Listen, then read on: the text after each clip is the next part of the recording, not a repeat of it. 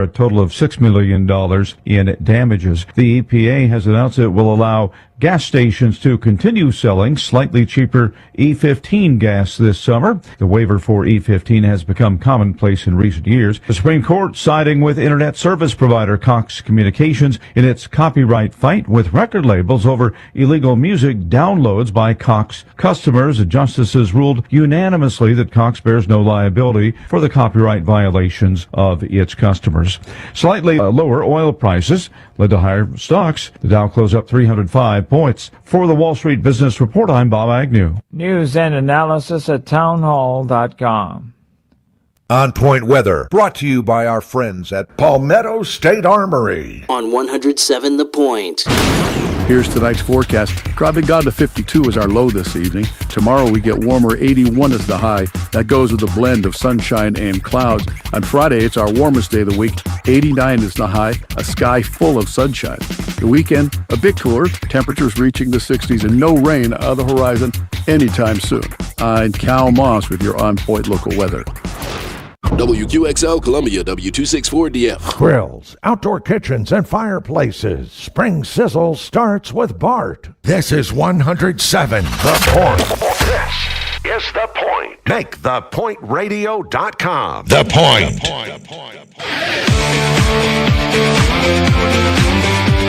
This is Sports Talk with Phil Kornblut and Chris Bergen.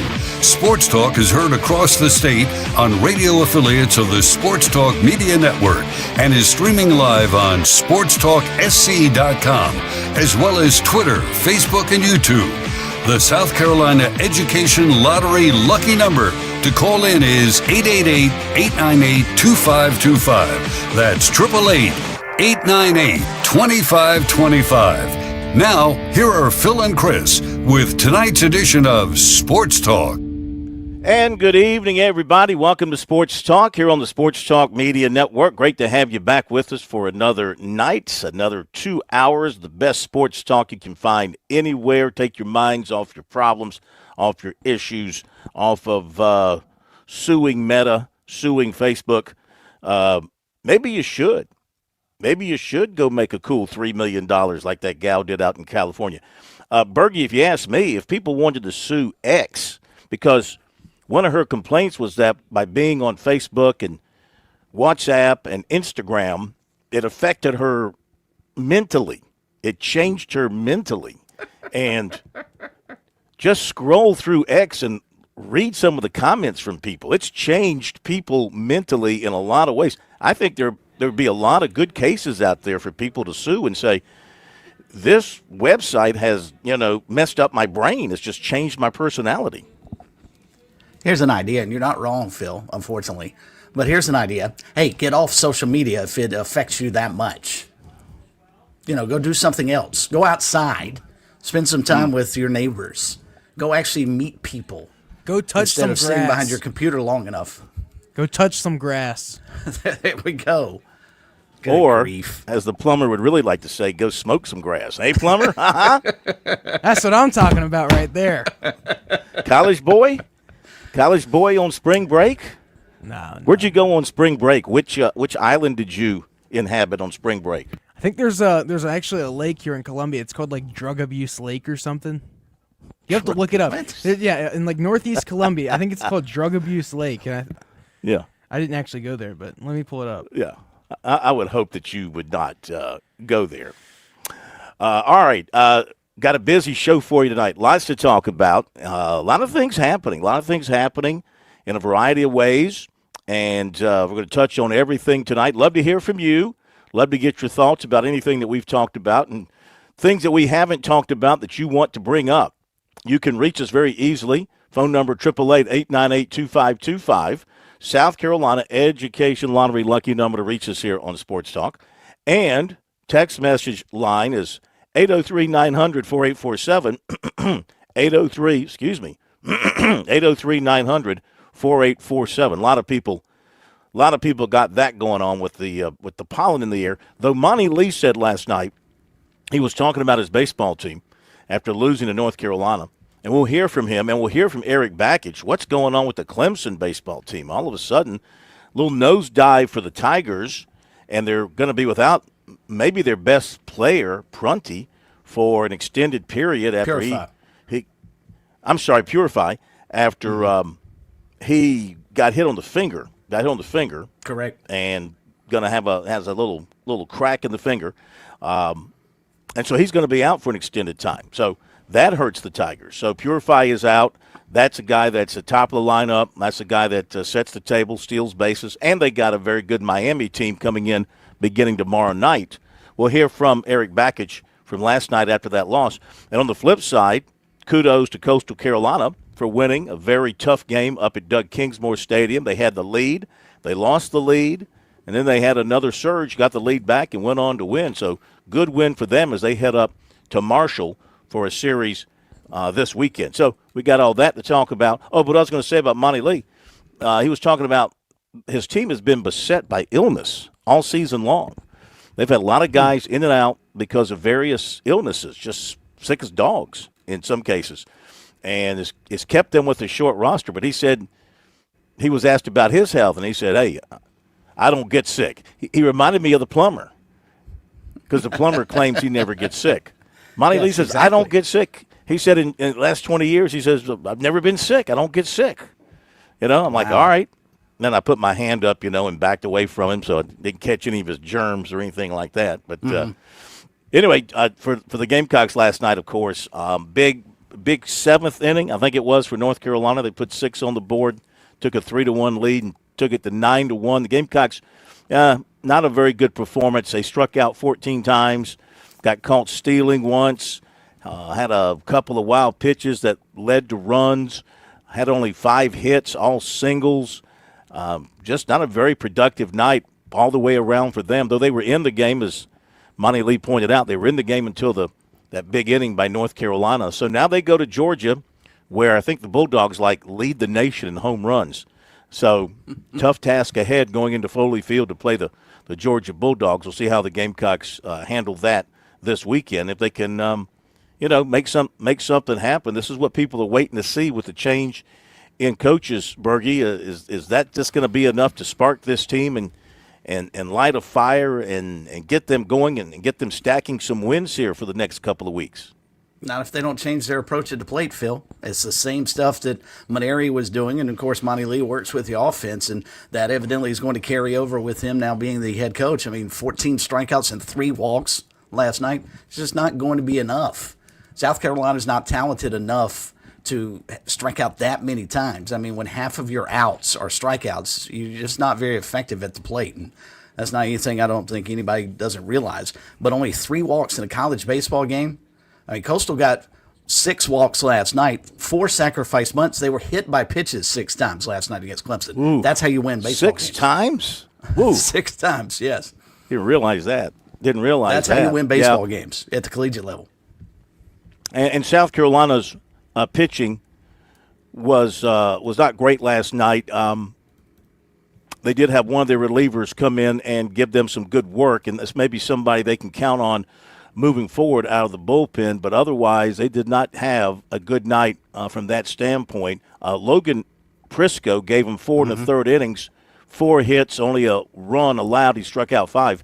North Carolina, they came in with Walker McDuffie, who got the win, and he was sensational. He struck out 7 Gamecocks. He got the win, as I mentioned, striking out 7, and he allowed just 1 hit. So it was a tough night there. About 2,900 fans in attendance on a cold night at Truist Field in uptown Charlotte. And I know you don't like neutral site games like that. Mm-hmm. For baseball, I really don't mind it. Clemson's going to be playing Wake Forest there. I think it's next week. I don't think it's a conference game either. I just think it's a one game. We're not playing each other, I guess. Are they not playing Wake Forest in a conference series? They're playing Wake Forest in a ACC and playing all these non-conference. Yeah. What is the deal with the Atlantic Coast Conference and playing non-conference games against conference opponents? We see it happen starting now all the time in football. I don't understand. Well, I think it's very simple. I mean, it's a very simple explanation. With the rotation of the teams in your schedule, you're not able to play everybody. It's not round robin like it used to be. Mm-hmm. So it frees you up to be able to play a team that's not on your schedule that you want to play. It's usually pretty convenient. Like I think didn't North Carolina and NC State maybe, or somebody played NC State in a non-league. It was Virginia, I think. It was Virginia and NC State. Yeah, they played a non-league league game, so to speak, because they weren't playing each other in the regular season, so why not play a game of interest within your league and play just as a regular season game? So I think that's the reason there. Clemson and Wake Forest should be a decent draw there in Charlotte, with both teams still being pretty good teams at this point. Now the Tigers have to get ready for Miami. Miami comes in at 19-5, 2-4 in the ACC, and Clemson comes in 18-8 and 1-5. That series begins tomorrow night, and it'll be tomorrow night for the Tigers. Aiden Kanak going up against left-hander Sebastian Santos Olson. On Friday, be Michael Sharman against Rob Evans, and on Saturday, Drew Titsworth against Lazaro Calera from Miami. So, important series for both, because both are off to kind of a sluggish start as far as the ACC is concerned. Phone number 888-898-2525 if you want to join us. Now, here is one of the crazy stories of the year already, and the year's still early. And, of course, it would involve LSU. Why wouldn't it? This makes me so happy. So, Matt Moscona, who is a writer down in Louisiana for Louisiana Sports Net, and he's also a publisher and covers LSU. So he wrote that Will Wade met with NC State officials today to discuss reports around a possible return to LSU. He's citing sources. NC State is expected to make a competitive offer within 24 hours to keep Wade in Raleigh. Now, LSU is working, it says here, to bring the McNeese AD, Heath Schroyer, to Baton Rouge to work in a capacity there in the administration, along with the LSU president, Wade Rusa, who I believe came from McNeese State. And the theory here is that's enough to lure Wade back to LSU. Wade's $5 million buyout at State drops to $3 million after April 1. And it says here LSU is content to wait another week to make a move. Of course they are. It gets better. No, it gets better. It gets better. I'm not done. So with the coaching carousel in full swing and the portal deadline approaching, the sides could negotiate a settlement of the buyout should Wade choose to accept the LSU job. There's just one more interesting item here. Mac McMahon is still the head coach at LSU. Exactly. They haven't fired him. And this reporter says if Wade stays in Raleigh, McMahon will return as LSU's coach. Well, I mean, how do you feel if you're Matt McMahon? I mean, how do you feel? Well, I can tell you exactly how I feel. Regardless of what happens with Will Wade, I'm out of there. Because clearly you don't want me here. You made it fairly obvious. You're trying to hire a coach before you fire me, and if you can't hire that coach, you'll keep me. So obviously I'm not going to get the resources and support from you, so I'm out of here. And it just anything LSU does now does not surprise me. Can you imagine Will Wade and Lane Kiffin working in the same athletic department? Oh, my gosh.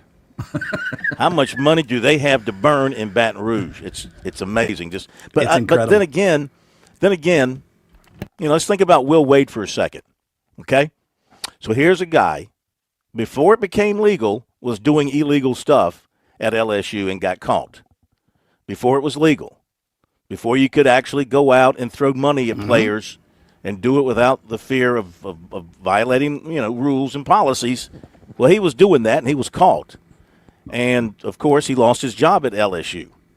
And so he goes to McNeese State. So he goes from the penthouse to the outhouse to McNeese State, where he does a really good job, of course.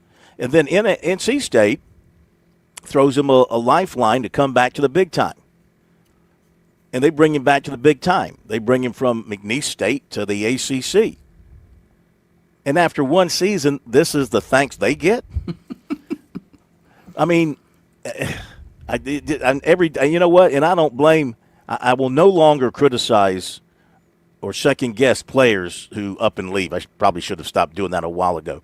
But, I mean, you can see why players have no reservations about up and leaving even before they get to campus in some cases, because coaches have no, they have no qualms about breaking a contract or just moving on when they don't feel any kind of devotion to the program that just paid them all these millions of dollars. And in the case of Will Wade, took him from the outhouse back to the penthouse, so to speak. So that's just a crazy, crazy story.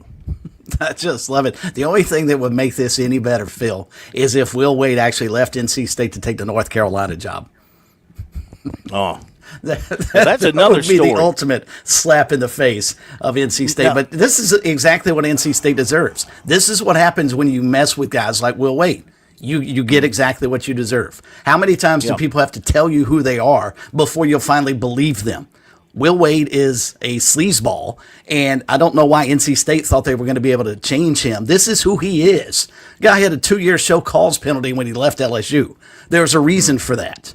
And now LSU is going to bring him back because everything he was doing back then is now legal.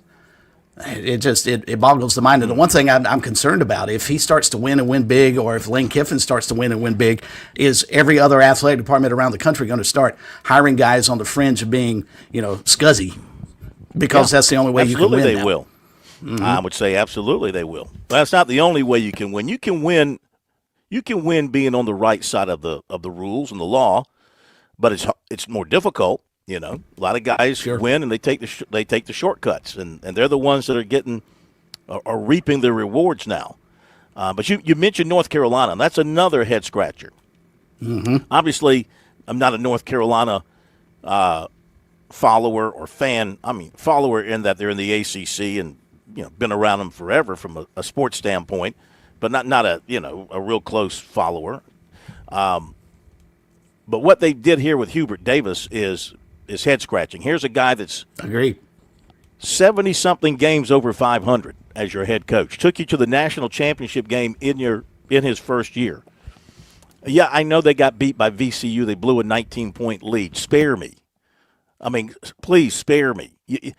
This is part of the problem of today's sports world in the colleges, because it's win a championship or else, or in some cases, depending on where you are in the great world of college programs, where you kind of fit in. It's just make the playoffs. If you don't make the playoffs, they're going to cut you loose. Well, for those who are used to making the playoffs and trying to win championships, if you don't win championships, that's not good enough now. The colleges, that used to be the mindset of the pros, of the legacy pros, the longtime pros. If you didn't win championships, you got fired, because that's when you were getting paid millions of dollars up there, that was the goal. It wasn't about educating anybody. It wasn't about graduation rates or anything like that. It was about winning championships. Colleges, you wanted to be competitive. You wanted to win your conference title. You wanted to go to a good bowl game, let's say in football. You wanted to make the tournament in basketball or baseball and make a good showing. If you did that, but you didn't win a championship, hey, great season, coach. Here's an extension. Here's a raise. Good luck next year. Today's mindset, especially with these established programs that have had championships in the past, if you're not winning a championship within a year or two and doing it on a regular basis, you're out of here. We're cutting you loose. Now, he was there 5 years. And like I said, 70-something games over 500. I don't know his exact numbers and everything that he accomplished, but, he did get to the national championship game in his first year. And generally speaking, they've been competitive year in and year out. But here's the other thing. 2 other things. Number one, this will be it for the Dean Smith coaching tree. I was thinking today, who could they go to connected to Dean Smith? Eddie Fogler's not coming out of retirement. Nope. Wes Miller just got canned from Cincinnati and just took the Charlotte job. I don't think you're hiring him. Who else is there in the Dean Smith coaching tree? Jeff Lebo was on this particular staff, so you're not going to promote him. So does North Carolina dare go outside the Dean Smith family for the first time? Do they have a non-Dean Smith connection on the bench since the first time since the 50s? Or is the early 60s? Early 60s. Early 60s. But I think they have North to, Carolina. Phil. And then the other thing is, they got this big controversy going on, of course, about what to do with the Dean Dome. Renovate it or build a new place, in a part of the campus that's about, from what I've read, about 5 or 6 miles away from where the Dean Dome is currently conveniently located for their students. The new place will not be conveniently located. So interesting times up there in Chapel Hill, and hey, you reap what you sow. You keep firing good coaches, you end up wandering through the woods for a long, long time in many cases before you finally get it figured out. And we'll see what happens here with North Carolina. Excuse me, Phil. He got fired because his best player got hurt. They have Caleb Wilson on that team. They're not losing to VCU. You cannot cut him loose after a 24-win season because he lost his best player. I'm sorry. It's a ridiculous move on North Carolina's part. It's called listening to the boosters. Be back. If you're a new parent or grandparent, it might be tough to picture your little ones heading off to college, but it'll be here before you know it. I'm State Treasurer Curtis Loftus. Future Scholar, South Carolina's 529 College Savings Plan, makes it easy to start saving for a child's future education right now. You can start with any amount. Contributions are tax deductible and earnings grow tax free. Discover the smart, easy way to save for college today at futurescholar.com. That's futurescholar.com. Start your journey with a new auto loan. Get ready for a season of adventure. Escape the ordinary and get on the road with an auto loan from Founders Federal Credit Union. From city streets to off-road trails, your journey begins here. Our competitive rates can get you on the road in a ride that fits your lifestyle and budget. Featuring no payments for up to 90 days, you can apply for a pre-approved spending limit valid for 30 days before you start shopping. Let a Founders representative be your trusted advisor to make sure your purchase makes sense for you and your finances. Ask for a free auto insurance quote for a personalized plan to protect your purchase. Founders also offers low fixed rates for used vehicles, giving you an affordable fixed monthly payment. Visit one of our many convenient office locations or go to foundersfcu.com/auto to apply for an auto loan today or to see if you qualify for membership with Founders. Membership qualification required. See webpage for details. The lottery is not about getting rich. It's about helping people, and it always has been. The lottery is what helped raise the Great Wall of China, build the roads of Rome, and today in South Carolina, it's what generates millions of dollars each year for scholarships like the SC Hope, Life, and Palmetto Fellows. The South Carolina Education Lottery is investing in you. Visit sceducationlottery.com/betteryou to learn more.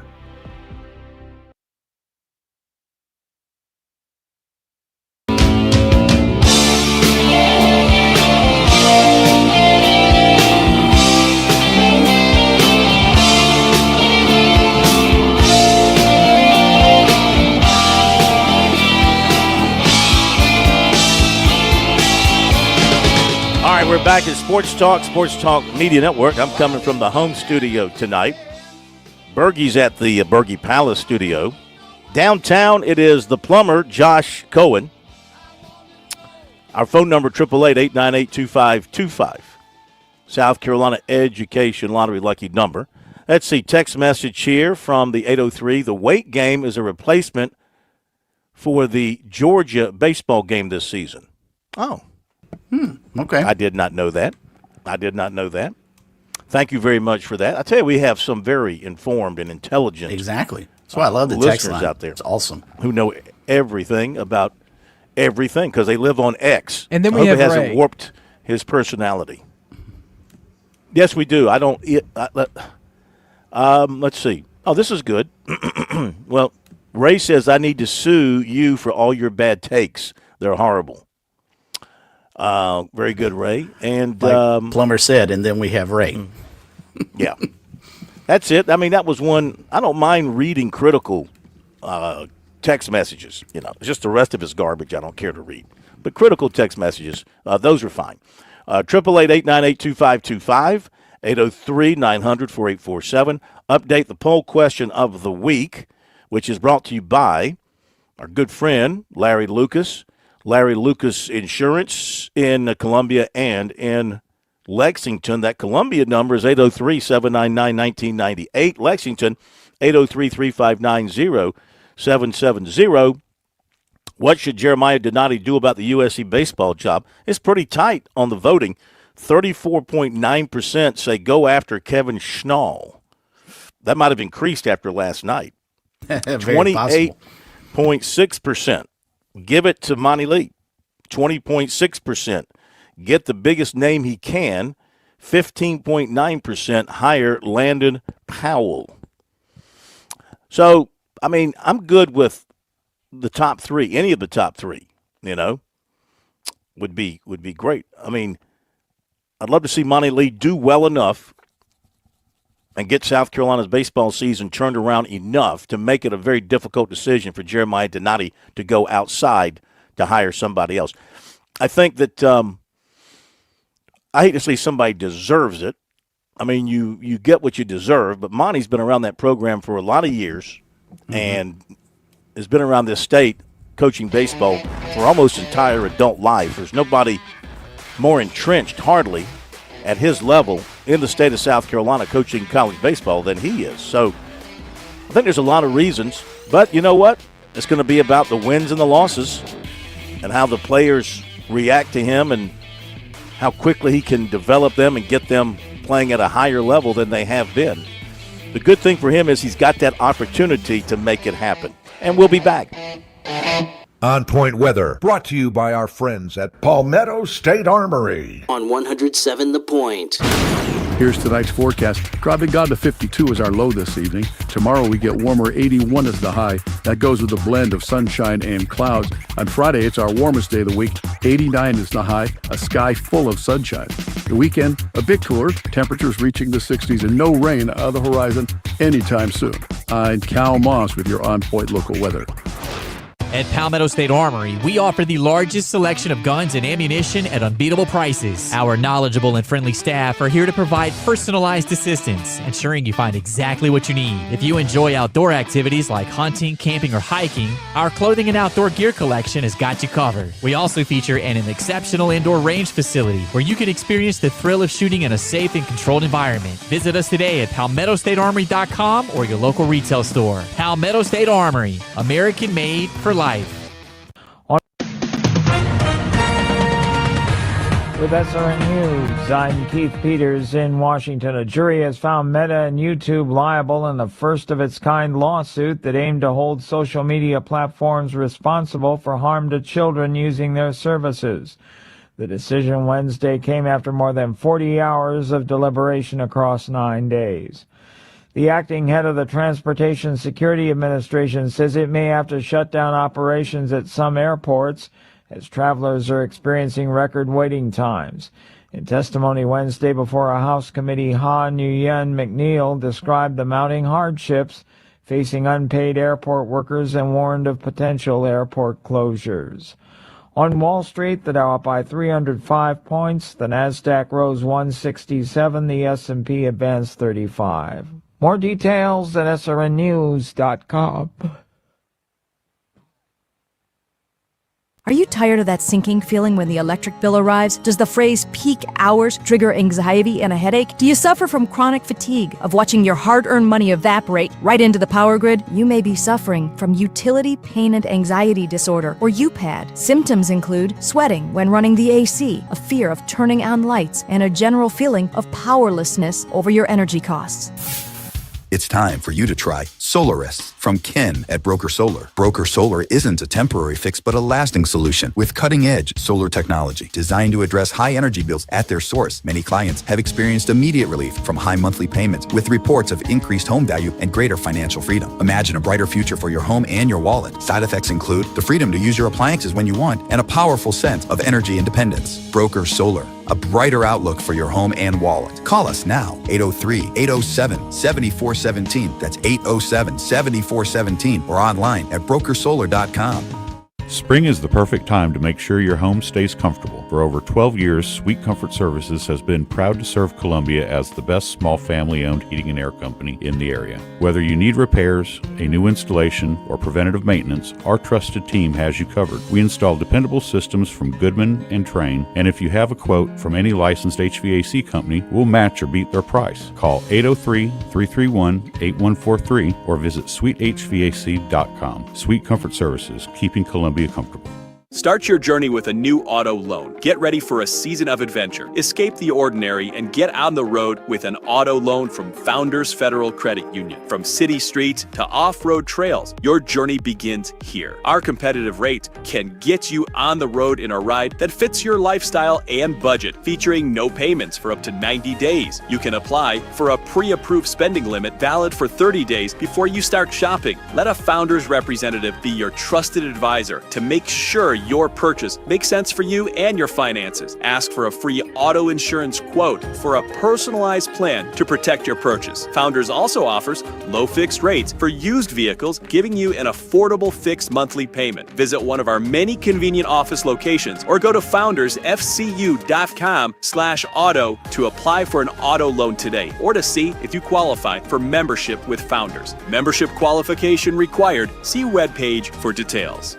When the Midlands weather puts your roof to the test, trust Shingles Now Roofing. Your local family-owned specialist, Charlie and Rodney, both GAF Master Elite contractors, pride themselves on quality repairs and replacements. Fully licensed and insured, we promise honest work at a fair price. Enjoy free inspections and estimates so you can always know where you stand. Protect your home with a team that treats you like family. Shingles Now Roofing. Shingles Now. Roof repairs right away. Visit shinglesnow.com.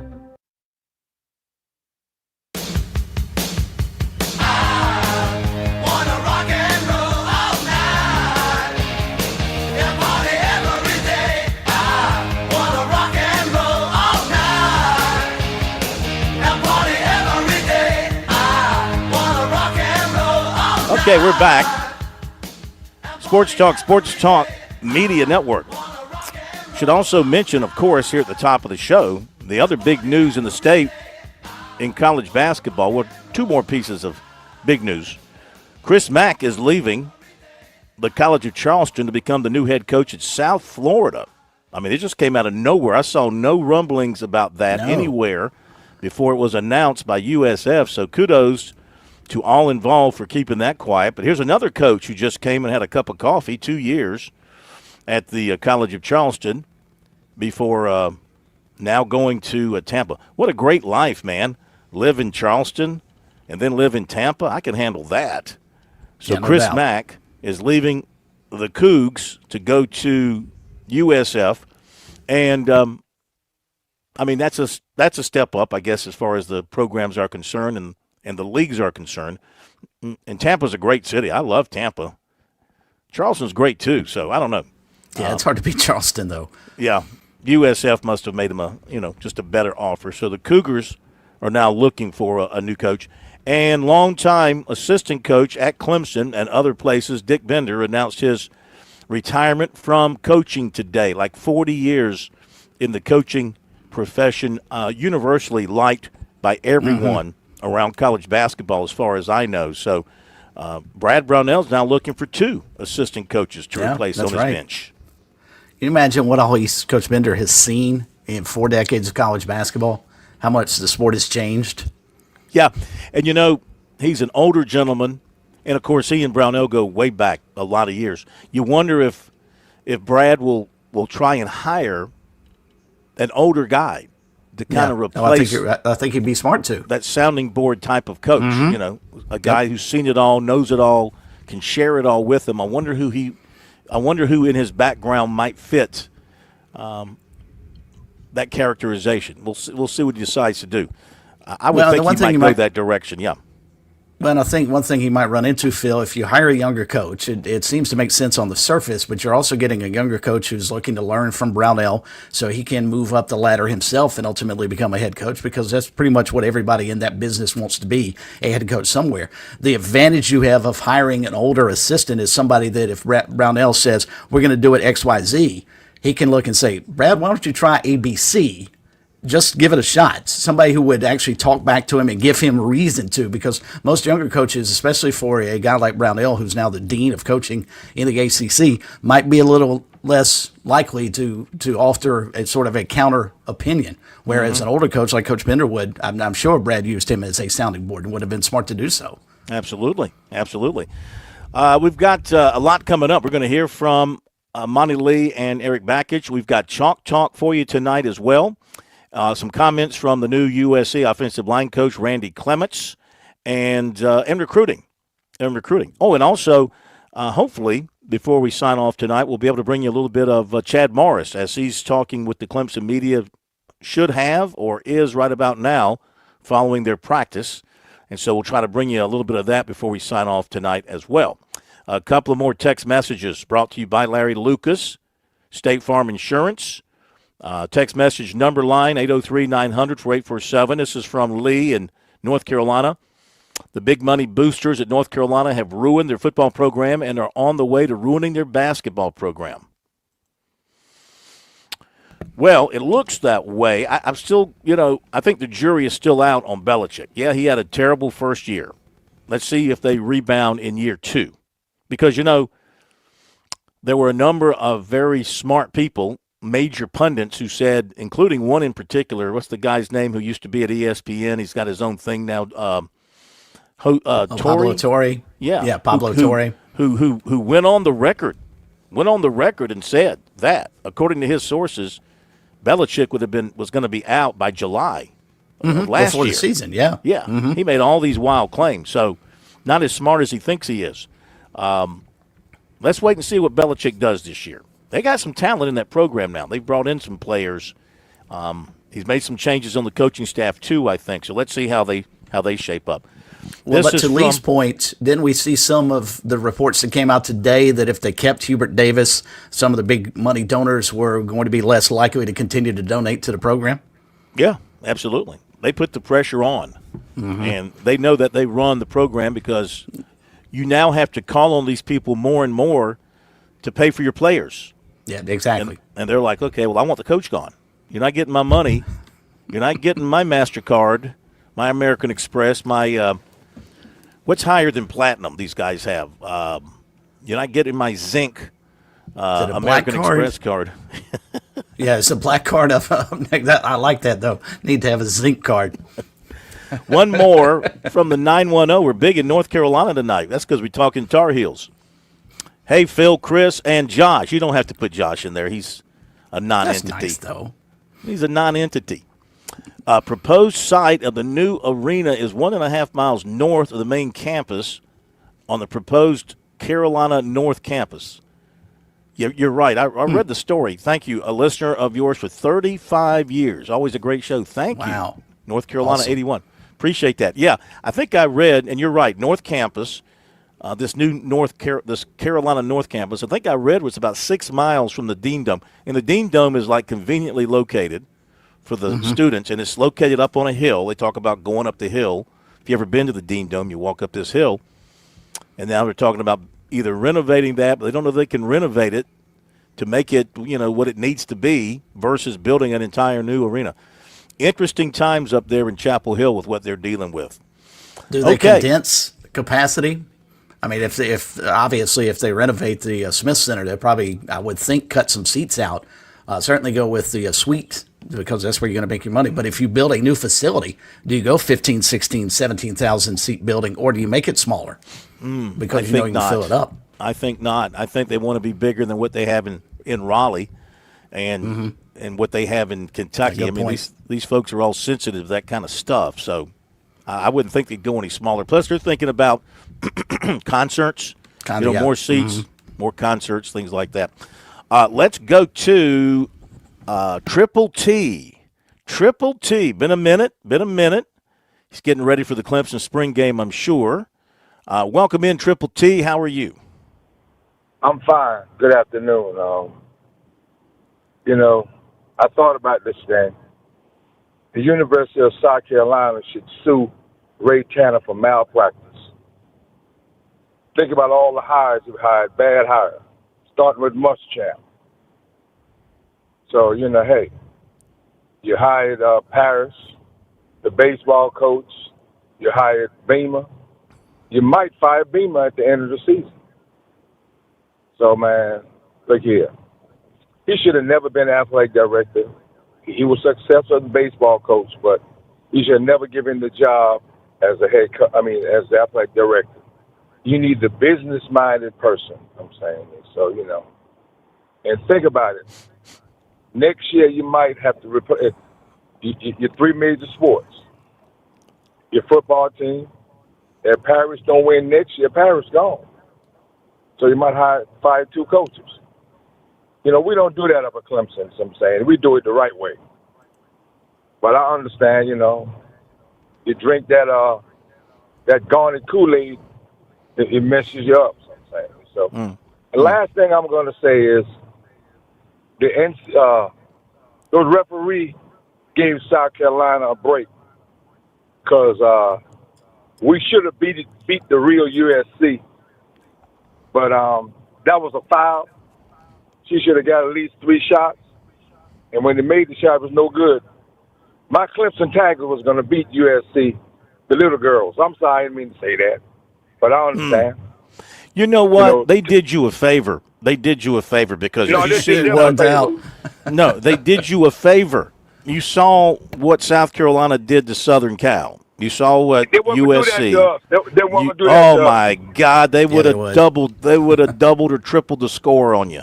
Oh, they'd have beat you every which way. Hey, I was gonna kidnap Don before the game. Well, they don't need Don. They got players. They got players, and you know they got players. They got players. Well, maybe I would have kidnapped George Edwards. There you go. Now that might be a step in the right direction. You got a chance. I'm sorry, Don's not scoring any points or getting any rebounds. You need to get Raven Johnson off the floor too. Raven Johnson. Yeah. But they would have beat y'all ugly. Oh, okay. But guess what? Oh, by the way, you've got. Go ahead. We got another contest tonight in the Palmetto Series. It's the softball, South Carolina Clemson softball, taking place tonight in Columbia. I'm surprised you're not over there. I think you ought to have beaten us once, right? Yes, once. In what? In softball. Oh, I don't know. I don't know the history of the softball rivalry. I'm just telling you they're playing tonight, and I'm waiting for. Did that thing have a 6 o'clock start or a 7 o'clock start?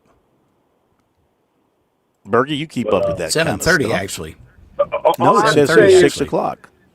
I'm assuming the softball game starts at 7:30. Yes, sir. Oh, okay. My guess is it's on television. Go ahead, Triple T. I'm pulling for the Sooners.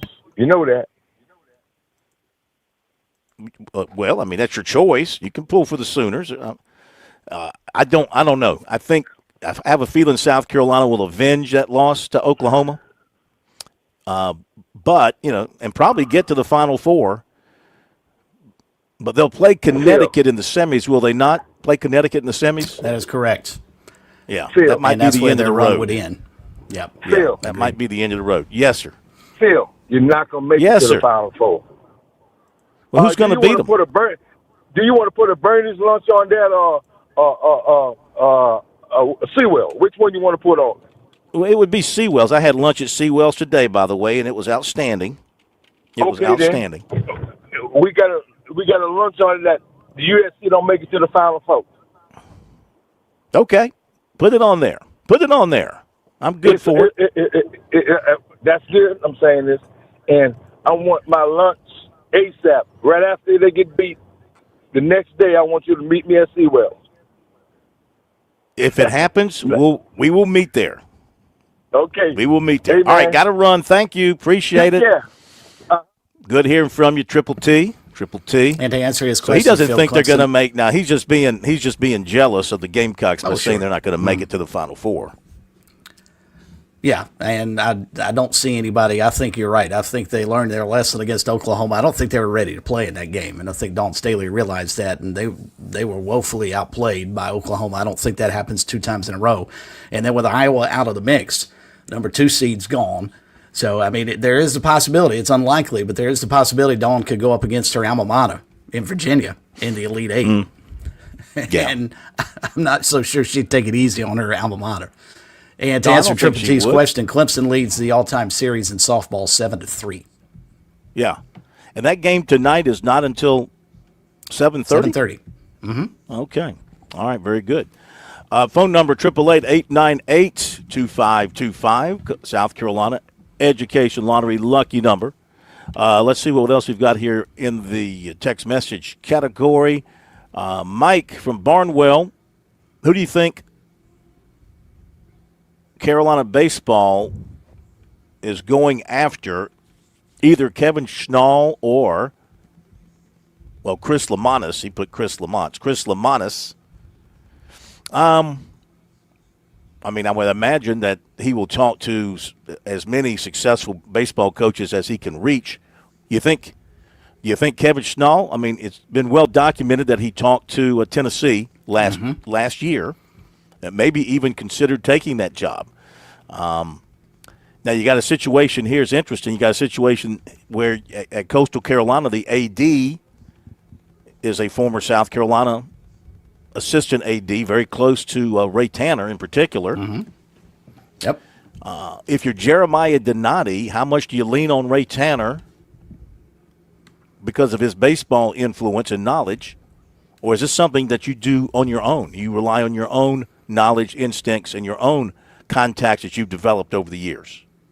Well, the interesting thing about Donati, and I think he'll probably lean on his own instincts and may also lean on people he trusts, maybe more so that are outside the family at South Carolina, especially considering that, as Triple T correctly pointed out, Ray hasn't had the best of luck with his hires.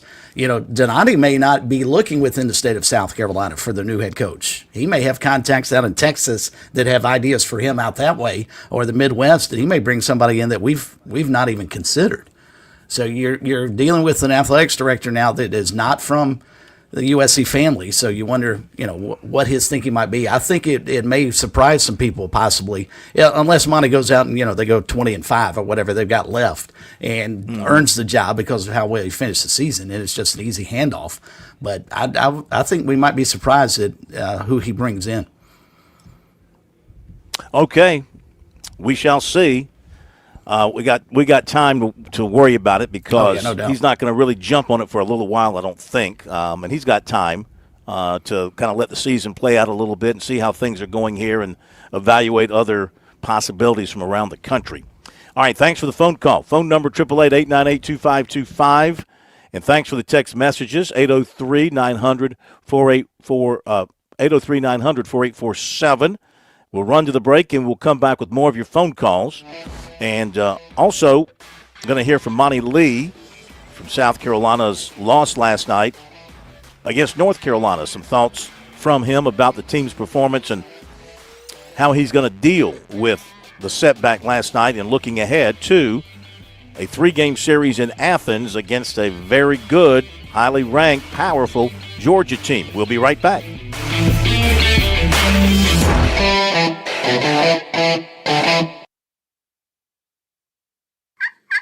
Calling all turkey hunters, this is Major Billy Downer with the South Carolina Department of Natural Resources. Turkey season is coming soon. The most common accident while turkey hunting is failing to identify your target. Know the identifying features of a turkey. Make sure of your target and what lies beyond it before you pull the trigger. Remember, safe hunting is no accident. For more information on hunter education, visit dnr.sc.gov. Traveling can be the worst, especially when you can't find your favorite show. Well, don't worry. We've got the perfect way to keep up with everything happening in the Palmetto State when you're away from home. Just pull up the Chief Sports app on your mobile device, and you can listen live to Sports Talk. All right, welcome in, everybody. Sports Talk Media Network. So the next time you can't find us on one of our great radio affiliates, just log on to the Chief Sports app, the best way to stay connected with the Sports Talk Media Network.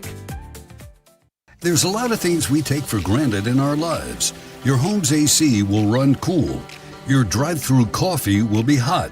And the car will start when it's time to take your kids to school. It's when things don't go as planned that you start thinking about who to call and where to turn. The good thing is, you can prepare for life's most difficult days by calling the Larry Lucas Agency today. Larry is a State Farm agent that has been taking care of people across South Carolina for more than 2 decades. You probably have insurance, but switching is easy, and bundling can save you hundreds or more. Most importantly, the Larry Lucas Agency can help you choose the protection you want at the price you want. all backed by South Carolina's #1 home and auto insurance company. Visit LarryLucasAgency.com today or give Larry a call at 803-799-1998. Like a good neighbor, Larry Lucas State Farm is there.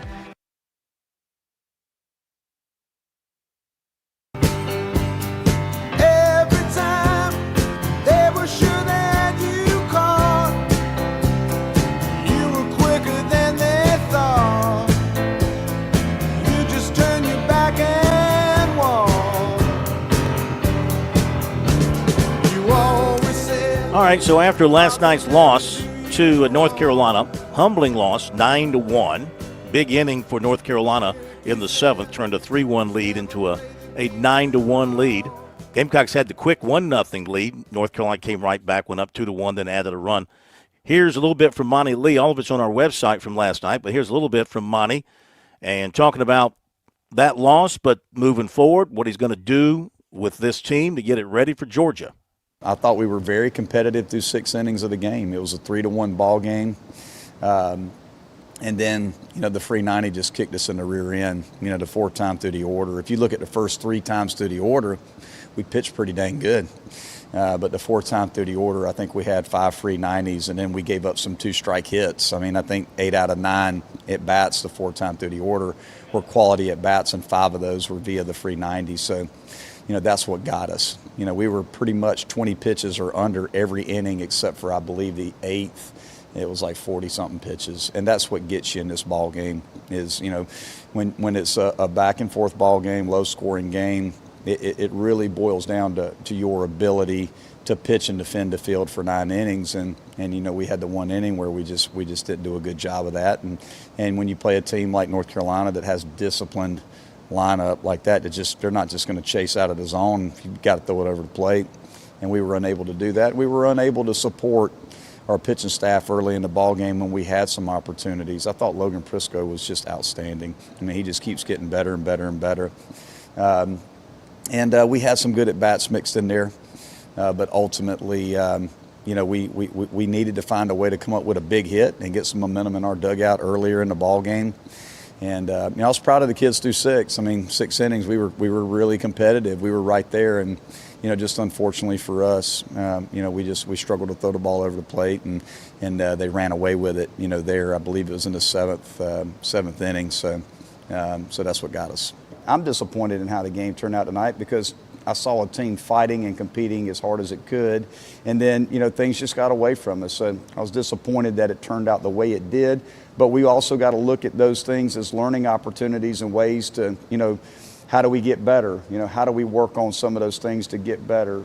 How do we make better decisions? How do we adjust? All of those things, it's just part of it. And we have to deal with it, and we got to be accountable for it. So, and that's what we're going to do. But look, the tougher the situation is, the better we like it. That's kind of the mantra, right now with our guys. And that's the way it's got to be. Look, we're in a tough situation. We all know it. But, the tougher it is, the more adversity we face right now, the better we got to like the challenge. We've got to run to the challenge. We can't run away from it. Look, you don't solve your problems in life by running from them. You got to run to them. So, whatever issues we've got on this team, we're going to deal with them, and we're going to keep trying to fight and find ways to get better and put the best guys out there that can win games and pitch the best guys that can go out there and win games for us. And that's just the way it's going to be. And, we're going to have a great practice tomorrow, and we're going to do everything we can to get ready for the Bulldogs this weekend. Comments from Monty Lee right after the Gamecocks lost last night to North Carolina. Let's go to Keith in Camden next with us right here on Sports Talk. Keith, welcome in. How are you tonight? I'm doing well, Bill, Chris. Hope y'all are. What's up, Keith? Yeah, Sure. I respect those comments, and I think they're realistic. But, I've never won a 6-inning baseball game, and the reality is you are who you are, and the DNA of this team is just not a great baseball hitting team. But, he's got, 23 games to make his case. And I wish him well. But the one thing that doesn't need to happen is Donati looking to Ray Tanner to give influence, because did you read the article, listen to the interview of the New Orleans, Louisiana sports writer with Paul? Read the article. Yeah. But one thing that I was just kind of puzzled by, and it makes sense. I did not know that basically he came here and, his family was left behind for whatever reasons they chose. But it makes sense. I mean, that would have had to have been a very disappointing, tough life the last 2 years. But the point I'm making is another example of Ray Tanner and his evaluation of the situation and making the hire. I mean, that's just setting up for disappointment, and I hate it for Paul. But I'll give T1 credit. Do not look for advice from Ray Tanner on any hire. So enjoy the show. Well, his hires have not worked out well overall for the long haul. Shane Beamer's still in question, how that's going to turn out. Paris, that could be one and done. But I would reach out to him for his baseball knowledge.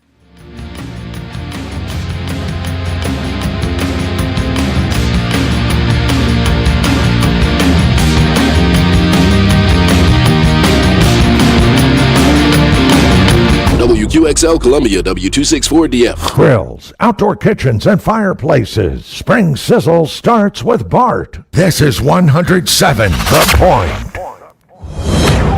News this hour from Town Hall. I'm Keith Peters in Washington.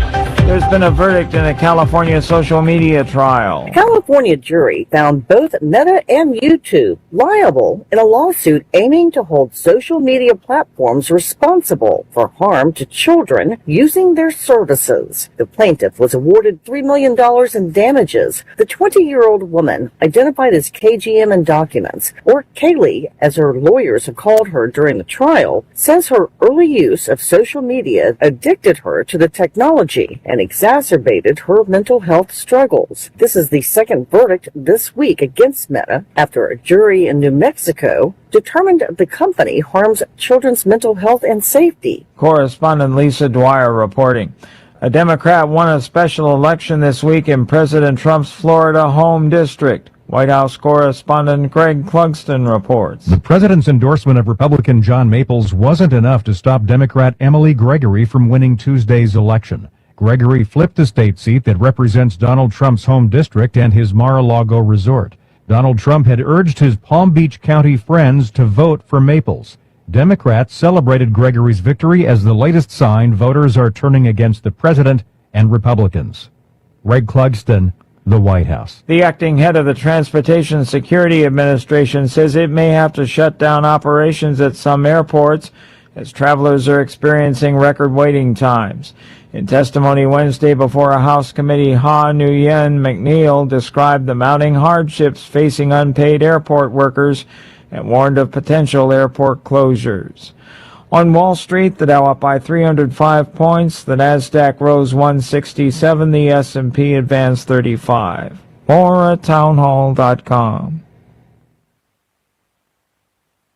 Dennis Prager here for AmFed Coin and Bullion. I've always been a strong believer in precious metals investment, and I've always been fascinated with rare coin collecting. But owning the wrong coins that only make dealers a lot of money can be catastrophic for your investment portfolio. AmFed Coin and Bullion specializes in taking people out of non-performing coin portfolios and turning them into gold, silver, or platinum bullion. They tailor a portfolio based on your goals and not what they want to sell you. You'll never experience scare tactics, misleading hype, or high-pressure sales from owner Nick Grovich and his very knowledgeable staff. They will evaluate your portfolio, show you how your coins have performed, and take the time to educate you on the ugly industry practices so that you can make an informed decision. Smart people can make very bad investments when they're under pressure and lack the facts. Call 800-221-7694. That's 800-221-7694. AmericanFederal.com.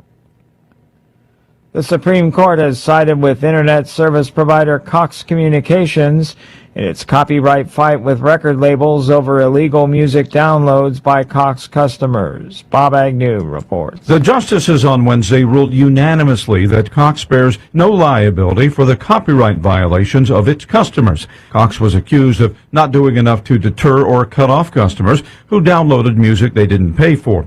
The music companies insisted there was overwhelming evidence that Cox knowingly facilitated theft. Cox is praising the court for affirming that Internet service providers are, quote, not copyright police. Bob Agnew reporting. Savannah Guthrie says in a tearful interview on NBC that somebody needs to do the right thing and provide information that leads to a resolution of the case of her missing 84-year-old mother. News and analysis at townhall.com. From Washington, I'm Keith Peters.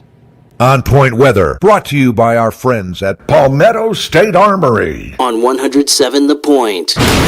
Here's tonight's forecast. Dropping down to 52 is our low this evening. Tomorrow we get warmer, 81 is the high. That goes with a blend of sunshine and clouds. On Friday, it's our warmest day of the week. 89 is the high, a sky full of sunshine. The weekend, a bit cooler, temperatures reaching the 60s and no rain on the horizon anytime soon. I'm Cal Moss with your On Point local weather. WQXL Columbia, W264DF. Grills, outdoor kitchens, and fireplaces. Spring sizzle starts with Bart. This is 107 The Point. This is The Point. Make thepointradio.com. The Point.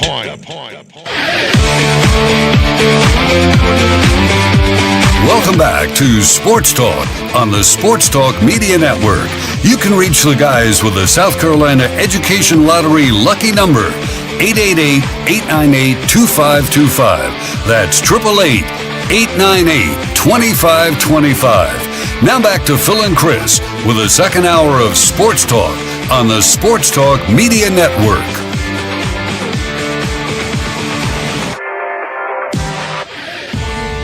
All right, welcome back in, everybody. Sports Talk Media Network here on this Wednesday night. Great to have you along with us. Phil Kornblut, Chris Bergen, and, of course, the plumber, who is not as young as he looks, for those of you watching on the stream. For any of you young ladies out there thinking that he's hot to trot, he's not as young as he looks. I mean, he looks like he's 12, but really is like maybe 17 or 18. Old enough to be drafted. I'm ready for him to be drafted and sent to the front lines. Yes, sir. See what kind of man he really is. Speaking of men, let's talk to some manly men right now here on Chalk Talk. Get ready for a deep dive into the X's and O's. This is Chalk Talk with coaches Chuck Reedy and Ellis Johnson on the Sports Talk Media Network.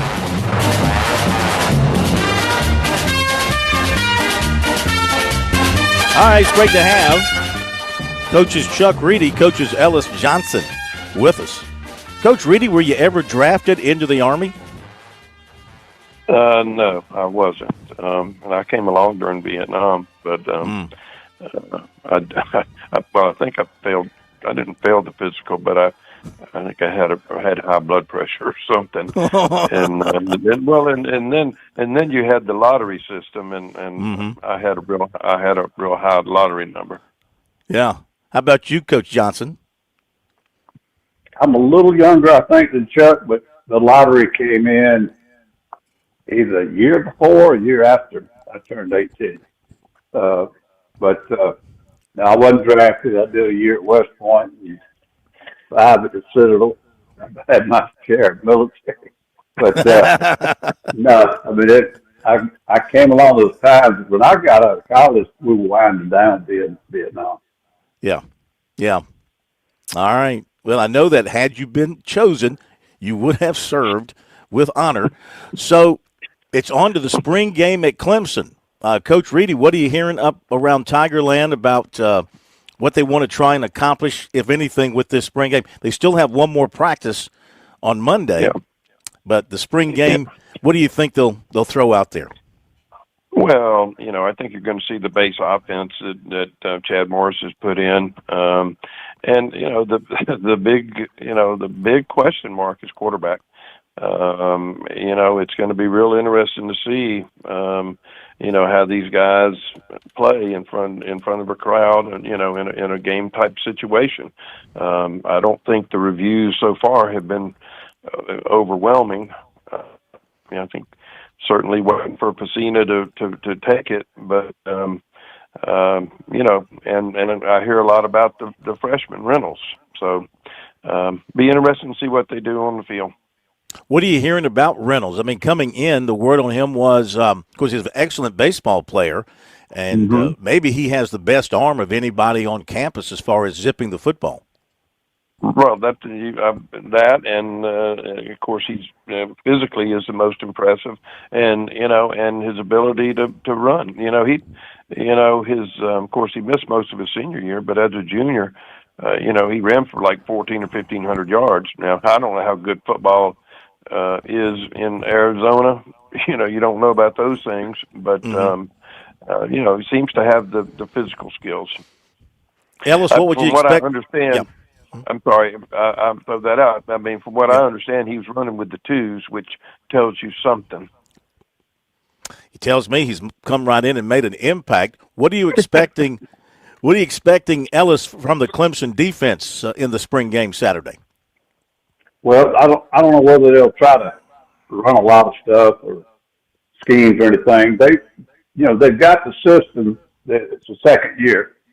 Most of the coaches are in place. Had a little shake-up in the back. But they do have a lot of new faces, and I think they've really rotated a lot more from depth chart perspective. There's not some guys that they're not getting the feeling they've got a job. They're going to have to earn it.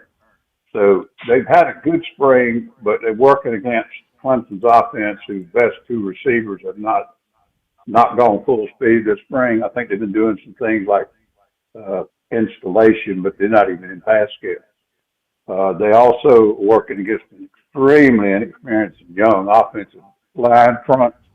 And so, and as Chuck's already mentioned, they're still working, to see who's going to win that quarterback battle. And I've watched 5 practices, and there's 5 guys getting reps. Obviously, the season's in the front. But I kind of slid off of that. But they're working against an offense that right now, is just not as far along as they are with their system and with all the new installation, a lot of the new faces. So they've been a little bit ahead of the offense, I think, just through the spring.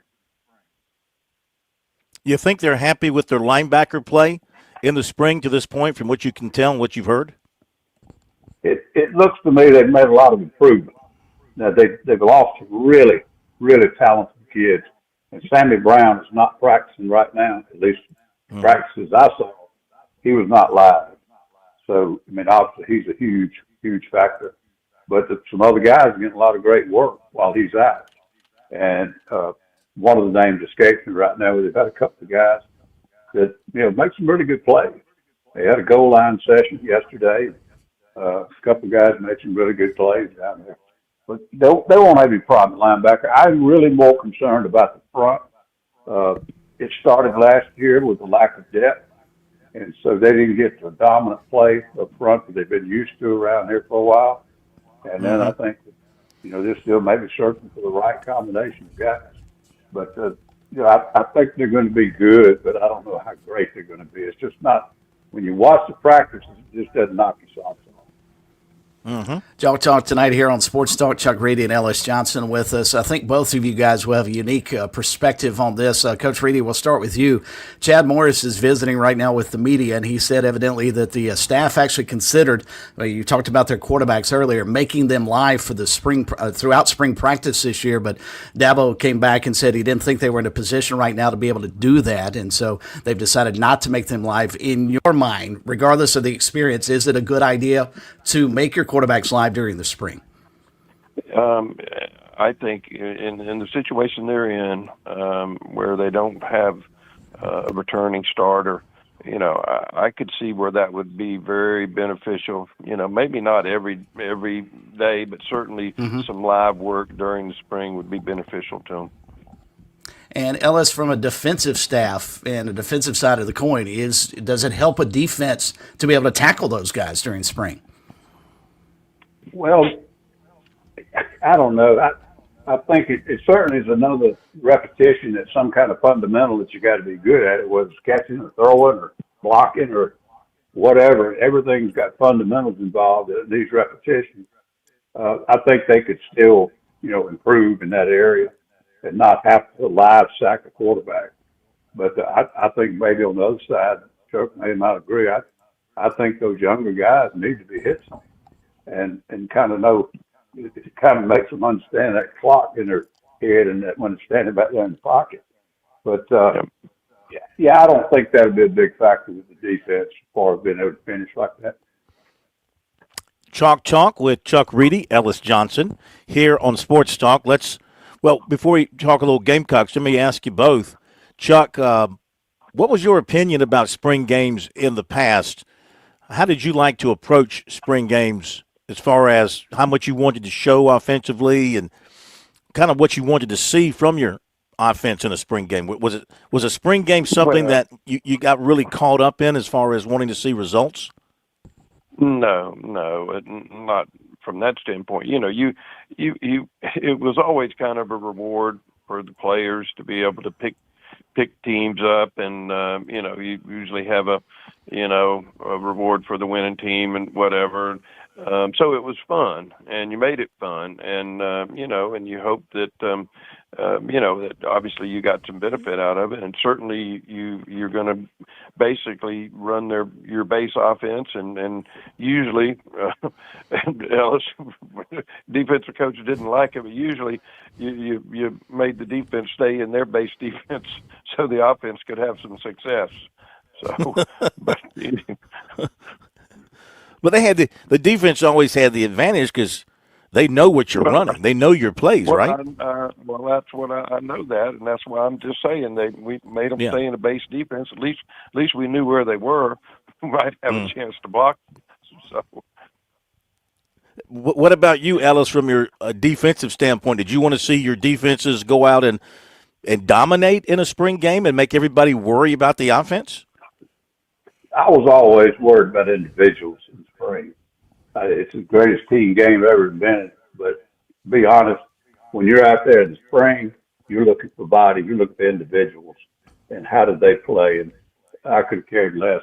I didn't care if we had the Beans and Franks or if we had the whatever way they organized the spring game. Just give me enough reps to get all these guys in there on the field against pretty good players, and let's find out who's made some progress this spring. I mean, you didn't care if Clowney played in the spring game or not? Was that a guy you could say, hey, man, I don't need to see him in the spring game? Why risk it? That's what I would say. That's what I'd want. Now, the rest of the coaches, head coach gets to make that call, but I wouldn't want him out there. Yeah. All right, let's shift gears. South Carolina, Chuck, they've hit the halfway point with their practices. We don't know a whole lot about what's going on out there, and we won't have a spring game. So, I mean, South Carolina will go into the fall, except for the few limited periods that you get to see maybe once a week. You don't get to see a whole lot. I mean, they'll go into the fall as basically a great unknown to everybody. Nobody's going to have seen them to kind of know what's going on. We don't even know, who's lining up where on the offensive line because they're moving everybody around right now. So there'll be a great big question mark going into fall practice. Yeah, I mean, I guess I don't guess that's all bad. It might be bad for people like you who want to know everything, but you're probably going to have to wait until the fall to find out a lot of it. I heard some of the interviews, and they were asked about the offensive line, and neither the line coach or Beamer would give you any idea of who the best five were. Maybe they don't know at this point. Right, and I'd say that is the case. I think they've got 2 or 3 spots that are pretty well set, and but they're trying to move them around to get the best 5 in the best spots. I think the center, from what I understand, is pretty well set, and maybe the guy from Pack or Pac, whatever his name is, I think he's pretty well set at one guard, and and Surratt at one tackle. Is what I understand. So they're probably only looking for 2 more starters, but you need 7 or 8 guys that are interchangeable. Ellis, what are you picking up on the Gamecock defense from people you've talked to? Are you hearing encouraging stuff about what Clayton and his guys are doing over there? Phil, I haven't heard much, to be honest with you. And there's a lot of folks, I tried to talk to them, my son's up at Clemson, they wouldn't tell me anything. But I actually looked on Channel 10 website the other day, trying to find a little something so I wouldn't sound so stupid on your show. And there wasn't anything in there about practice. I don't know what, so I quit looking. I just quit looking for stuff. But I haven't heard a whole lot. I do think defensively, we've talked about this before, kind of repeating it from last week, getting Travian back out there on a full-scale basis and having Clayton White there for as long as he's been there with a system that's pretty much identical every year. And just adding on to it, the guys plugging them in instead of trying to evaluate everybody and say, where would he play? Where would he play?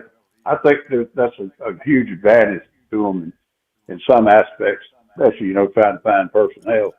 But I told you the other day, I don't keep up recruiting very much, and I certainly don't know all the portal that they've added, but they've always done a good job with the portal. And this is a little off the subject, but I think one of the best things they've done, got to continue to do it. If you're going to take that many portal guys, you got to really mind that locker room. And it seems to me that's been one of the pluses. Even during the bad year, the locker room to me was always pointing in the right direction. They looked like they came to play every game. Didn't play well a lot of games, but they came to play and played intensely and just looked like they were a team. And so that's got to continue because if you take that many portal guys, you got to hold your culture. Let's step out of football for a moment, guys, and just talk general college athletics here. Over the last few days, Chuck, Paul Mainieri gets fired at South Carolina a month into his second season. We're seeing talks of LSU going back after Will Wade, trying to pull him away from NC State after one season. Saw the basketball coach at USF leave there after 1 year to go to Providence. Just saw the coach at College of Charleston leave there after 2 years to go to South Florida, and on and on. North Carolina fires their basketball coach who's 70 games over 500. The state of college athletics is just wild. It's become, they want to be like the professional leagues in every way. They're getting there, aren't they? Yeah, they are. It is crazy. People just don't have any patience anymore. Whenever you're talking about Hubert Davis, guy, had, like you said, had a heck of a record, and played most of this year without his best player and still made the tournament. I think probably the fact that Duke is 10 miles away and they're a number 1 seed, the Carolina people aren't going to sit tight with that. Yeah. Ellis, you've been around the college game for, many, many, many, many decades, as has Coach Reedy. So correct me if I'm wrong. You guys are great competitors. You wouldn't be where you were in your careers if you weren't great competitors, which means you wanted to win every game. You wanted to win a championship every time. But it seems to me like in today's college world that it's become championships or nothing, especially for the higher level teams who have won championships in the past. Maybe this goes back to what you're saying, Chuck, about lack of patience. In other words, just being competitive and being good in your conference and making a run and beating your rival, but maybe you don't win a national championship this year. That's not good enough anymore for the masses, Ellis, which I don't know. It makes I can understand it for the professional, the legacy professional leagues, because they've been paying players and coaches millions of dollars, for decades to try to win championships. Used to be in college, if you were competitive and you gave a great effort and you might have come up short, okay, coach, great job, we'll do it next year, that kind of thing. You don't get that next year anymore.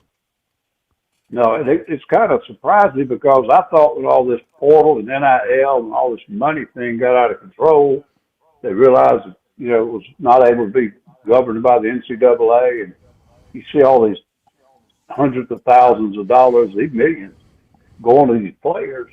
And in my mind, I was thinking they're going to have to slow down on firing coaches now because they can't afford all these people that are being paid and don't work there. But it looked like it's poured gas on the fire. It's like everybody's patience was run out.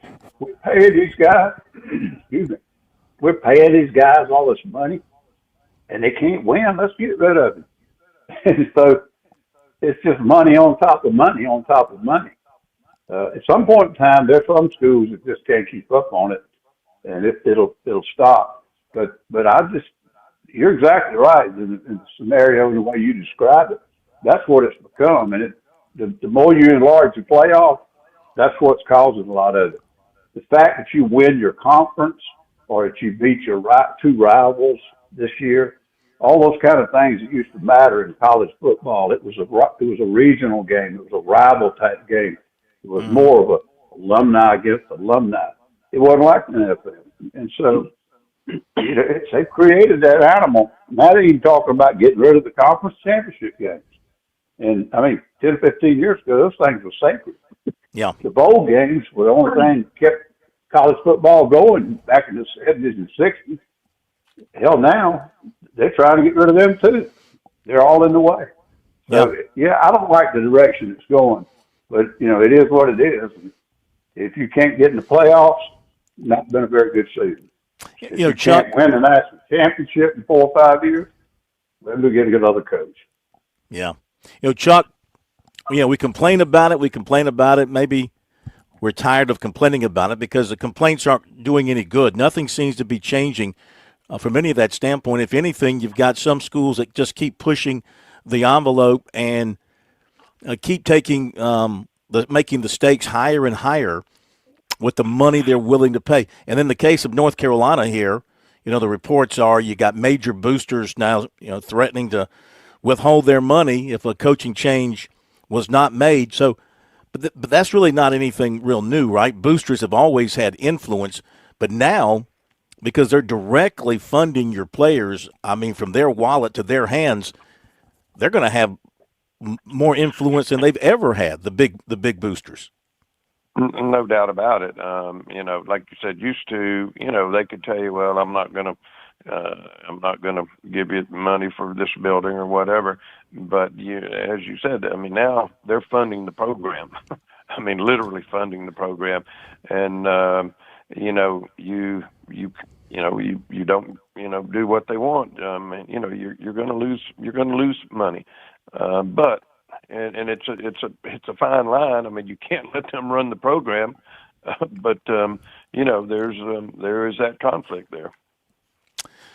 Well, it takes a strong athletic director and a strong president to be able to stand up. But who's got that today? Who can stand up to the boosters who are waving their checkbooks at you? Ellis, did you ever, in your time as a head coach, your time as a high-level assistant coach in the SEC, ACC, did you ever, go face-to-face with a booster who was upset about something and you basically said, back off, dude, I run my business, you run your business?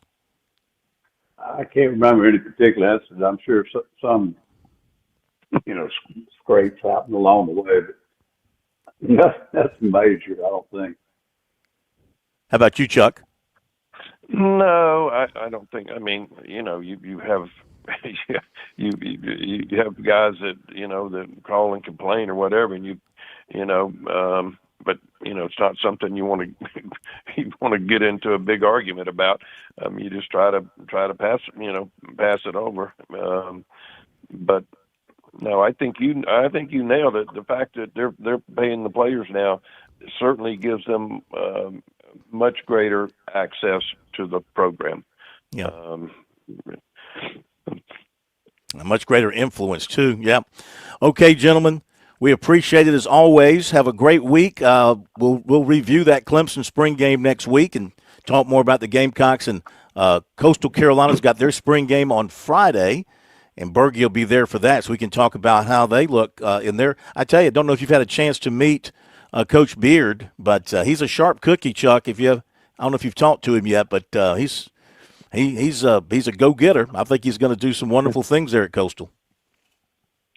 I mean, I hope so. That's Chadwell, had that thing really, really humming, and the potential certainly is there. Yeah. Okay, thank you, Ellis. Maybe see you in the Valley on Saturday. Sounds good. Thank you. Will you be the one there that's got the? Will you have the big shirt on that says "My son is number so and so"? Will you have that shirt on? No, I'll be the one sitting in the shade somewhere. Okay, somewhere in the shade. I might even bring a seat cushion. I mean, I know I'll look like I'm 74, but I'm now 74. But I might be cool. I have to bring a seat cushion. I get tired of sitting on those metal bleachers. Oh man, they ought to put you up in a booth somewhere. You deserve a booth. Come sit up with the media. There you go. We'll deputize you as media. Thank you, guys. Have a great night. Talk to you next week. Chuck Reedy, Ellis Johnson with us tonight. Chalk Talk here on Sports Talk. Appreciate them being with us. We're going to have some Chad Morris coming up here after the break. I understand, Bergie. Yep, working on it right now. He has just finished up his comments. I thought his comments about them possibly making the quarterbacks live through the spring was interesting, and it didn't seem like that would have bothered Chuck Reedy back in his day, nor Ellis Johnson, to let those guys take off that green shirt. Let's go play some real football for a while. Well, I got to believe in the case of Clemson up there when they had, Homer Jordan and Rodney Williams and those kind of quarterbacks running that option, they had to be live. Oh, no doubt.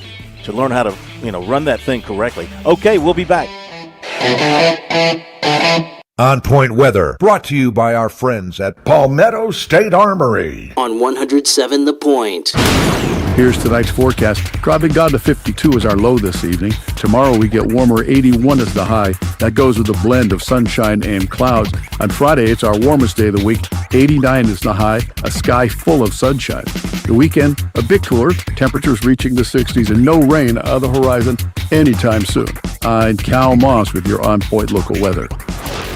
Hey y'all, this is Ted from Flight Deck Restaurant. We'd like to invite you and your family to dine with us. We have a great menu that's sure to please your whole family. We have fresh cooked burgers, big juicy wings, blue plate menu featuring country cooking, oven baked hoagies, fresh crisp salads, authentic Greek food like gyros, souvlaki, and baklava. We also carry 20 different premium cheesecakes and pies. Flight Deck Restaurant also has an arcade with 30 different games like Star Wars, Batman, Skee-Ball, Bass Wheel, Pac-Man, Galaga, and so much more. Flight Deck, your favorite family restaurant. Thanks y'all and God bless. On Wall with SRN News, I'm Keith Peters in Washington. Iran dismissed an American plan to pause the war in the Middle East and launched more attacks on Israel and Gulf Arab countries. Iran's defiance came as Israel launched airstrikes on Tehran on Wednesday and as the U.S. deployed paratroopers and more Marines to the region. The acting head of the Transportation Security Administration says it may have to shut down operations at some airports as travelers are experiencing record waiting times. In testimony Wednesday before a House committee, Ha Nguyen McNeil described the mounting hardship facing unpaid airport workers and warned of potential airport closures. On Wall Street, the Dow up by 305 points, the Nasdaq rose 167, the S&P 500 advanced 35, oil near $91 a barrel. This is SRN News.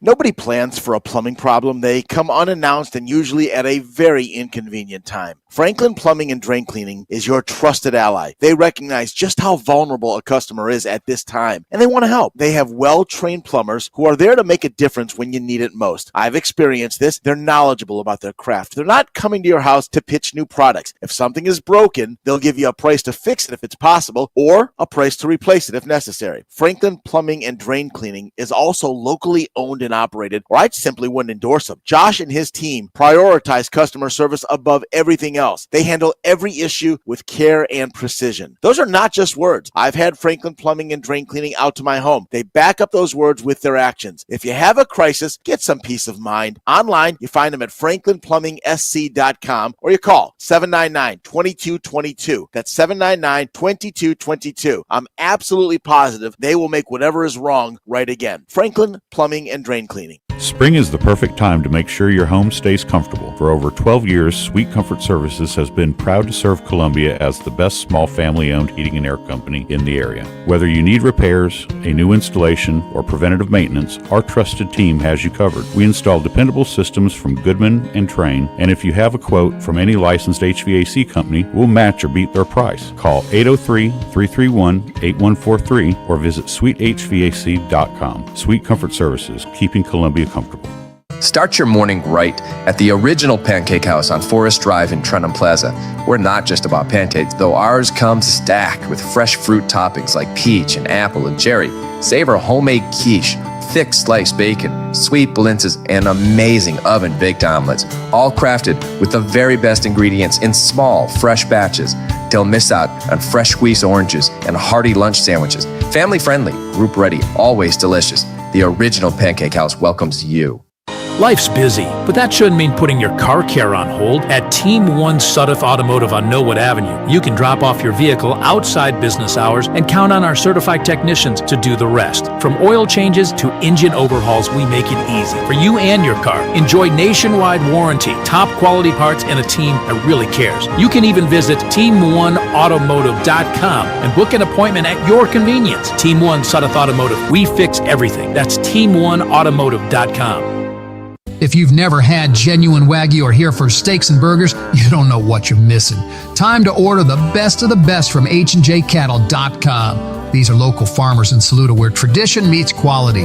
The best quality beef and a discount for Point listeners. Enter keyword The Point as one word and get 10% off, plus free delivery in Lexington and Richland County orders of $50 or more. It's cooked in season over at HandJCattle.com.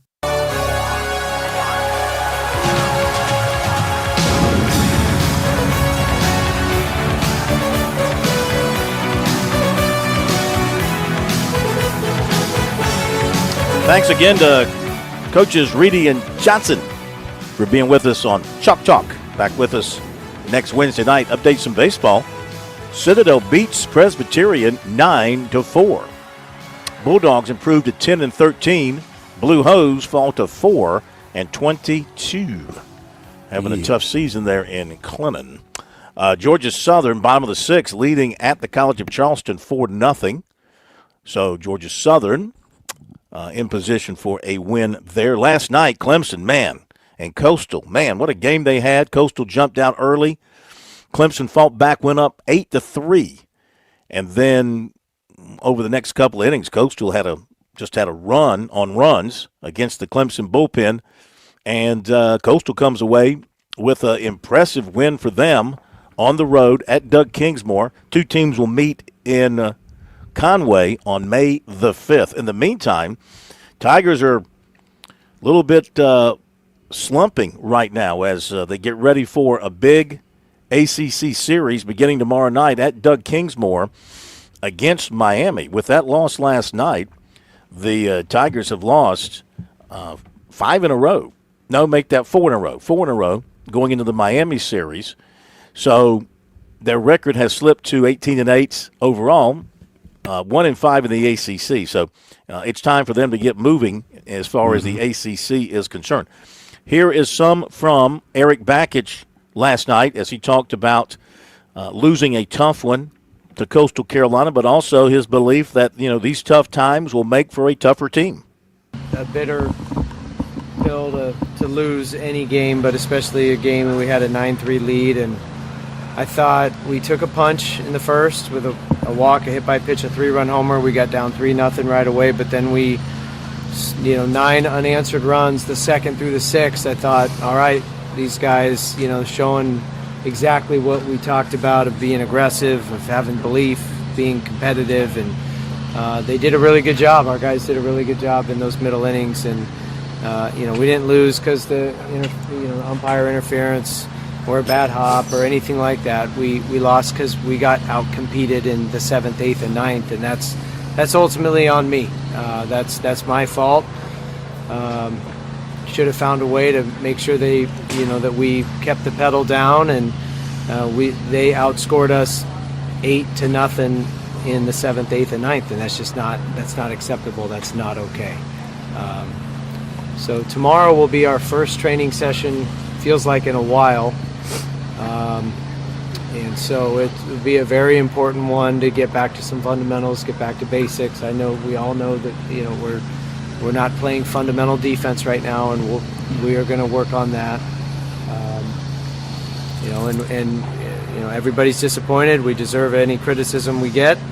The fingers should be pointed at myself, and we'll get it turned around. Right now we're not playing well in many phases, and if we do play well, it's maybe in one phase. At the beginning of the year, we were playing well in all phases, or at least 2 out of the 3. We just need to get back to, we played our way into this. We're going to play our way out of it, and we need to just get back to how we play and being more fundamentally sound, and some of the staples and the foundational principles that have been part of Clemson baseball for a long, long time, and get back to those. And we will. It's going to be fine. It's not panic mode. It is sense of urgency mode. And the best teams that I've been a part of, they have these bouts of adversity through the season, and it sucks to go through it. It's lasted over, it's going on 2 weeks now, over 2 weekends and 2 ACC series, and started really 2 weeks ago with Georgia Southern, and it's not a good feeling when you're not playing well and you're not being consistent. But I will say that in my experience in 25 years, and seeing even the team that at Michigan that played for a national championship had probably the most bouts of adversity all throughout the season, got knocked down multiple times, had plenty of situations like this where it's just a crappy feeling and a lot of doubt trying to creep in, and you just have to keep your head up, believe, get back to work, get back to some fundamentals, learn from your mistakes. It will callous your mind, but you got to get back up, you got to go through it. And those ups and downs are really what form the identity of this team, and I've said that before. I'm looking forward to seeing how this team responds to adversity, and it'll form our identity. So we'll know soon, we'll know later, how good this was for us. But I'd like to think that this isn't one of those things that's gonna derail us long term. I'd like to think this is one of those things that's gonna strengthen us long. That's really good stuff there, Bergie. I mean, here's a guy that's been he just cut his gut wide open and poured it out there, and that's really good stuff from Eric Bakich. Now can his guys respond and rally and get some wins against Miami this weekend?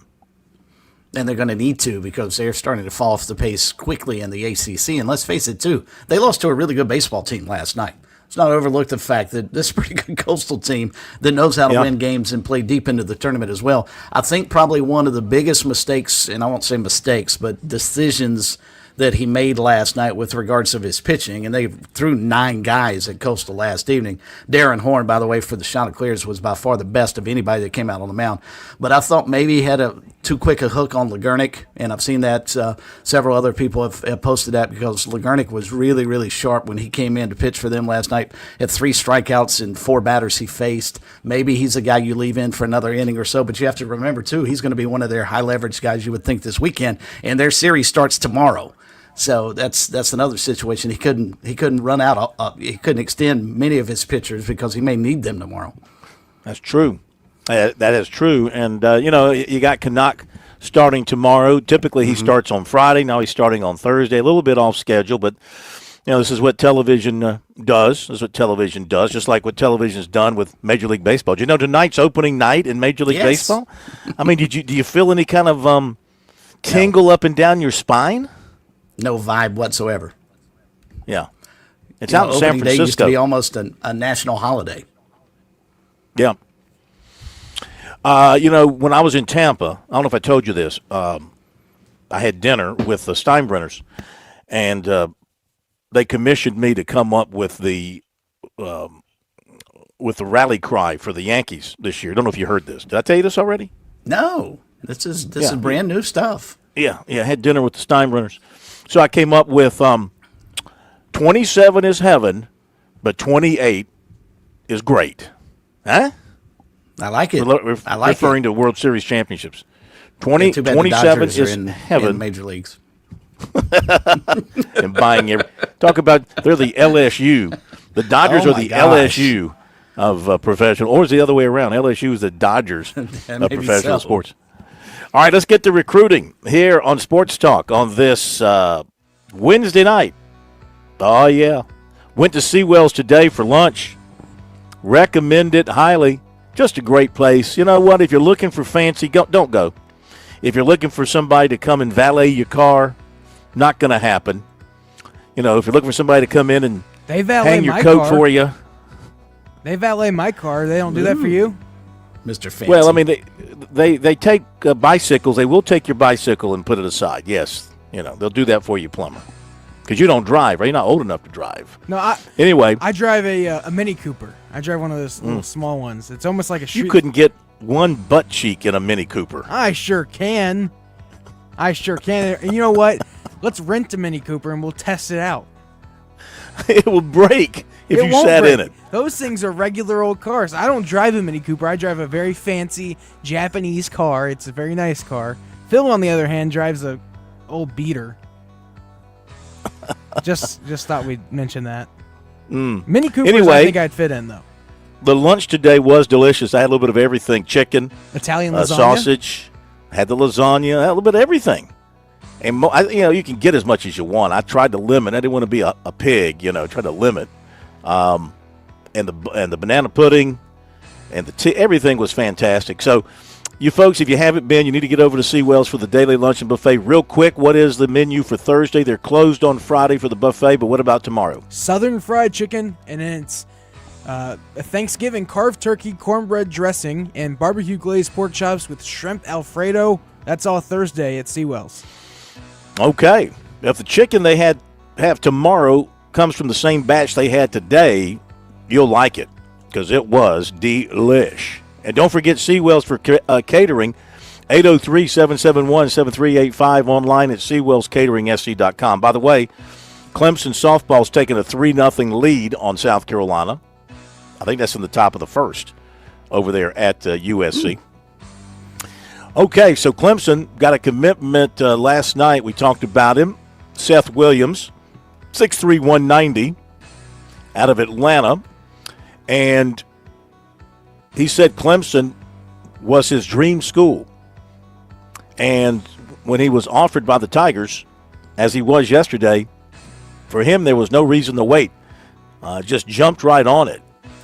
And of course, he comes out of Lakeside High School where the Terrell brothers were. And so they were kind of like models for him. Avian Terrell, I guess I should say. Avian Terrell and his brother. So looked up to those guys.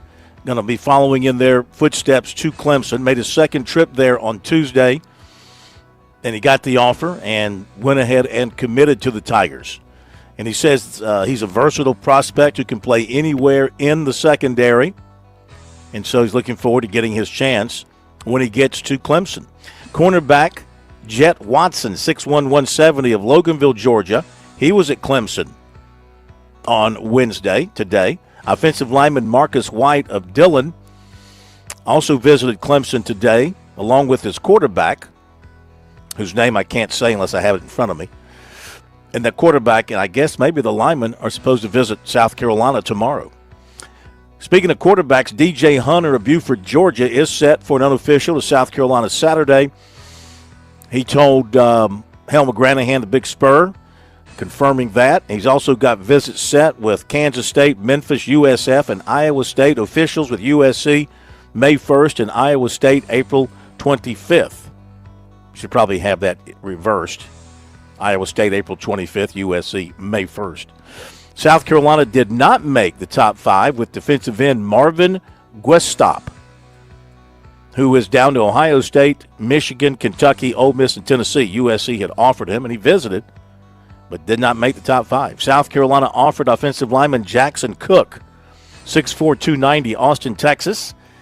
2028 tight end Trey Euler, 6'6", 225 of Heartland, Wisconsin. Too bad he's not from Houston, because he'd be an Oiler in Houston, which is where the Oilers should be, in Houston. But he's from Wisconsin. And USC offered 28, wide receiver John Matthews, 6'4", 184 of Noonan, Georgia. Long snapper Crew Coons, 6'1", 200 of Burns. Plans to be at USC Saturday, as does defensive tackle Deontay Walker, 6'4", 325. Dutch Fork defensive end Peyton Bishop was offered by Virginia Tech. He plans to be there tomorrow. 29 receiver Corey Miller of Dutch Fork was offered by North Carolina, as was 29 running back Rayshawn Brown of South Point and 29 wide receiver Malachi Debnam of Easley. Basketball, South Carolina State forward James Morrow transferring. Charleston Southern guard Amari Caraway transferring. And, if you missed this last night, left-handed pitcher Spencer Kramer decommitted from South Carolina. And there you go with the recruiting for now. Here on Sports Talk, we encourage you to check it out on our website, SportsTalkSC.com. And on our X, you know, if it hasn't made you mentally deranged reading all this social media, I'm afraid it has made some mentally deranged. Because people can go on social media and say whatever the heck they want to say about anybody they want to say it to, anybody they want to say it. Anyway, our X is SC Sports Now, SC Sports Now. We got Chad Morris coming up. We're with Major Billy Downer of the Department of Natural Resources. Major Downer, let's say I'm out in the woods or I'm on the water and I need to reach a DNR agent. How do I do that? Operation Game Thief, Phil. It's been around 30-plus years. You can call us at our 24-hour hotline any time of day, 1-800-922-5431. To report wildlife violations or to get help if you're in trouble in the woods or on the water, call us at Operation Game Thief, 1-800-922-5431. Looking for a new car? You need to think about a Kia. If you're in the market for an SUV, consider the new Kia Telluride or the new Kia Sorento. They're big, they're strong, and loaded with tech for thousands less than Honda or Toyota. You'll see the difference right away, and you get double the warranty. Plus, you get the JT's Advantage million-mile warranty and about 1,000 other things you have to see to believe. If you want the biggest bang for your buck, it's time to think about a new JT's Kia. We're serious about saving you money. You've put in the work for your education. The extra early, extra late, extra work. That's because you understand education opens doors to better pay, better opportunities, and a better you.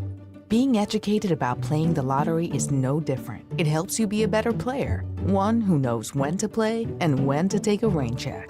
The lottery's a game, so let's keep it fun. Learn more at sceducationlottery.com/betteryou. Calling all turkey hunters, this is Major Billy Downer with the South Carolina Department of Natural Resources. Turkey season is coming soon. The most common accident while turkey hunting is failing to identify your target. Know the identifying features of a turkey. Make sure of your target and what lies beyond it before you pull the trigger. Remember, safe hunting is no accident. For more information on hunter education, visit dnr.sc.gov. Now I'm going round, going round, one more time.